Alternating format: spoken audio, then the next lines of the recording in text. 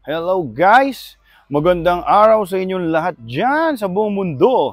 Guys, meron tayong another fresh unit, 2013 Land Cruiser or tinatawag nating LC200. Liga dito pare. Ang may-ari nito, mahilig din sa auto, nagpalit ng rim 20. Brand new tong gulong At yung mags, ilang buwan pa lang yan. Okay, naka BF Goodrich tires, 285, 55, 20. Tingnan nyo gaano kakinis to. Lapit ka rito, Boy Pili. Halika. Halika dito, Boy Pili. Sumabay ka. Pakita mo to. Dubai to Nababasa ba? Dubai. Okay. Pasok tayo ngayon dito. Let's go inside our 2013 LC200 Dubai. Okay, tingnan nyo loob nito guys. Halos pares ng 2015 natin. Ang interior natin, gray, black, and beige.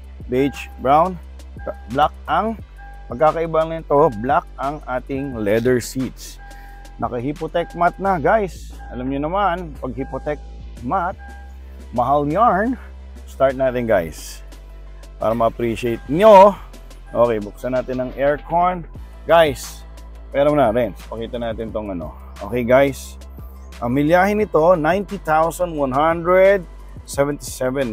Napakakinis ito guys, tingnan nyo diba?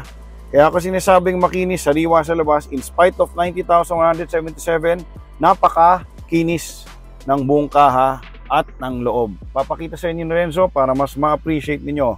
By the way guys, naka-pioneer rin tayo na radio, Apple CarPlay ready.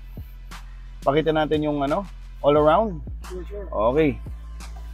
Ito guys, ngayon ang tingnan nyo gaano kakinis para ma-appreciate nyo. Ang gulong, again, I want to mention it. Ulitin ko, napakakapal. Apat tayo, BFG Rim 20. Dito tayo pare. All over, napakakinis, diba?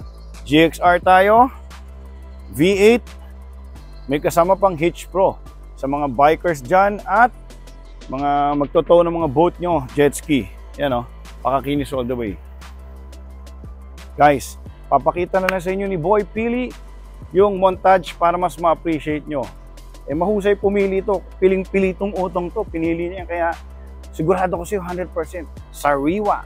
Thank you guys. I love you all. Stay healthy and God bless!